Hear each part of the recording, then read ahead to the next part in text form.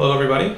I've been getting a lot of requests lately to do some more of these theory videos, and I think that's awesome. I really enjoy doing these, so I would get back to it.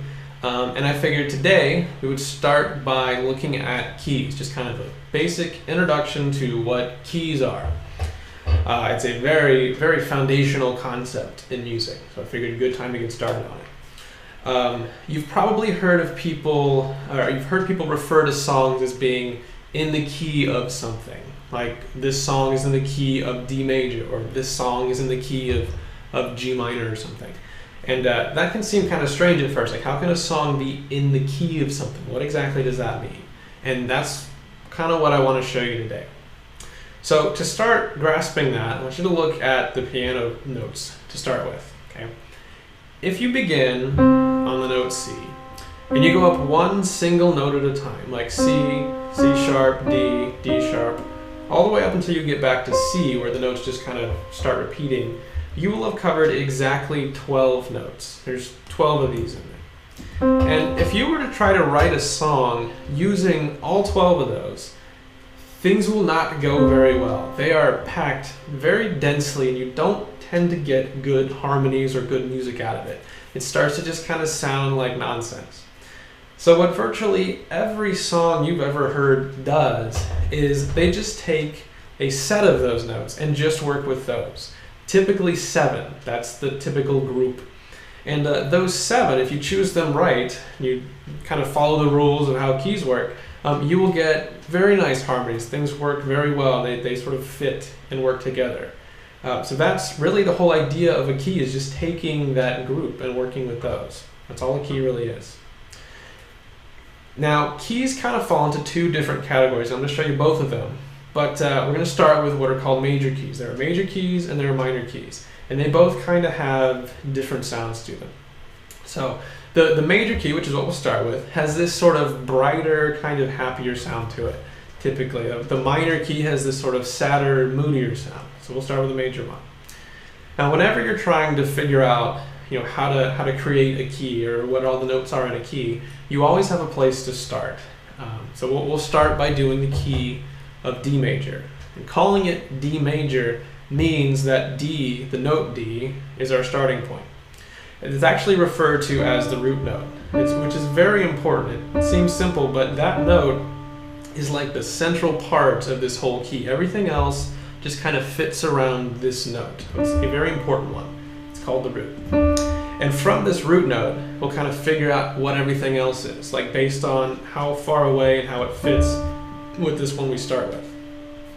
So we're looking for 7 notes. That's how many notes are in a key. And I'm just going to show you the first 3 to start with. They're very easy to find. In a major key, you have your root note to start with. Your second note, note number 2, should be exactly a whole step away from your root note. Now, if you're not clear on what whole steps and half steps are, I actually covered this in a video on chords, and I went real slow and kind of broke all that down. So I'll put a link to that in the description if you want to watch that first. And if you don't know about chords, it'd be a good thing to know anyway, so it might be a good idea. But as long as you're cool with that, I'll show you the rest of this. So you have your root note, you have your second note, which should be exactly a whole step away, and then you have note number 3, which is another whole step away. So a simple way to remember it, just the first 3 notes in a major key are just whole steps apart. And it's really easy to see if you get kind of used to how the whole steps and half steps work. You can see those 3 pretty much right away. And that works for any major key. Every major key follows the same rules. So if we're doing the key of G major, that's your first 3. If you're doing the key of E major, that's your first 3. B major, D major, just do that one, F major, everywhere. Same thing. And that's the first 3. Those are the first 3 notes that follow this major key pattern.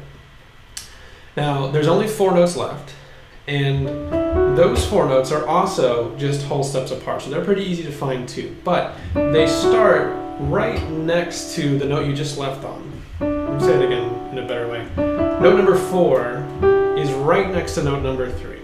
So they should just be a half step apart. So you have your first group of 3, and then 4 notes right next to that, starting right here. And these are all just whole steps apart too, just like that. and that's all 7 notes in a key. In this case, it's D major. So there's your first 3, whole steps apart. Right next to that, you have your next 4, also all whole steps apart. And I'll show you a couple different keys just to kind of get comfortable with that. If you do the key of F sharp major, starting right here, there's your first 3 notes, half step apart, right here is your 4th note, and then everything else whole steps up from there. So 3 notes, whole steps apart, 4 notes, whole steps apart. Show you a couple more. Here's a B major, there's your first 3, there's your next 4, and then say F major, there's your first 3, and there's your next 4. And that's a major key, simple as that. One quick point on this, if you're not clear, I'm showing you like the 7 notes in a key. Like let me show you G major again. There's your 7. But these 7 notes also happen up here. If you started on this G, you would get the same thing. So these notes are in the key of G major. So are these. So are the ones down here. Kind of all the way up and down. Okay, so it's not actually limited to just 7. They go all the way up, all the way down, but they're 7 unique notes, like B. You're gonna have B is in this key. This B is also in the key, so is that one. But B flat is not in the key. That is not one of the 7 notes you're gonna be using. Hopefully that makes sense. But anyway, that's a major key, pretty simple. And then I'll show you a minor key, also very simple, kind of follows the same principle. But there's a kind of a different pattern to when you're doing a minor key. We'll start on C, and do C minor. Now to do a minor key, same thing, you have your root note. You're going to kind of apply this pattern to figure out all the rest of them. In a minor key, note number 2 is also just a whole step up. But note number 3 is where it starts to be different. So your first group in a minor key is just these 2.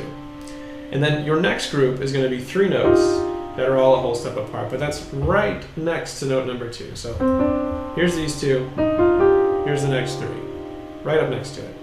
And that's your first 5.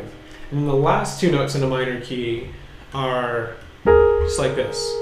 They're a whole step apart, but they're pushed right up next to note number 5. Let me go over that real quick. First 2, the minor key, then this group of 3, then this group of 2. And that should cover all 7. Show you a couple different ones real quick. Here's G minor. There's your first 2. There's your next 3. There's your last 2. F sharp minor. There's those 2. There's those 3. There's those 2. Okay? And that's the pattern for a minor key. Like I said, the major keys, minor keys, same concept, but they have very different sounds to them, or different kind of feelings attached to them. Minor's kind of moodier, sadder, major sort of brighter and happier. At least that's the typical take on it. Real quick, when you're doing a key, it's important to think about how the notes are supposed to work. When you choose these notes, let's go back to D major again real quick. These 7 notes here in this key, they're not intended to sound together at the same time. I keep playing this just to show you, but this doesn't exactly sound good. It doesn't sound like music. That's because the notes in a key are designed to be used kind of parts at a time. You might take a few of them and put them together. And when you do, you get a chord, is what that's called. And you might take a few others and put those together. You get a different chord. You might take them and sort of apply a pattern. You might kind of do something like that, move to there. Kind of move in and out of the different notes in the key. You might put things on top, like a melody. And I don't know, whatever. But you're not trying to play them together. You're trying to use them to sort of create all these different things. And that's the whole idea of what a key is. And then, of course, same thing for the minor. You're going to kind of move in and out of the notes inside that key. And then one more thing about this before I leave it alone. It seems like a really small thing, but it's very important when you're dealing with keys. You want to start to understand really just which note is which in this key. Like this is note number 1, this is note number 3, this is note number 6.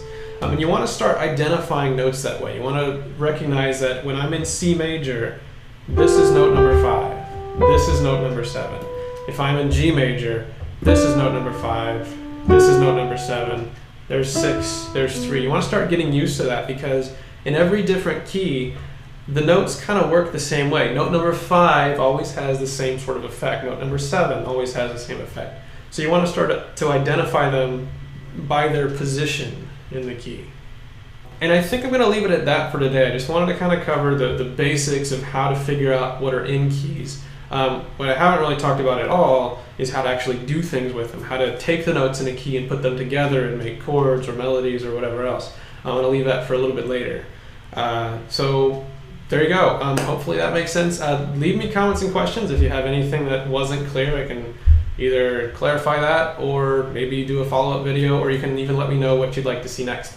I really appreciate the feedback, and yeah, thanks a lot. I will see you very soon.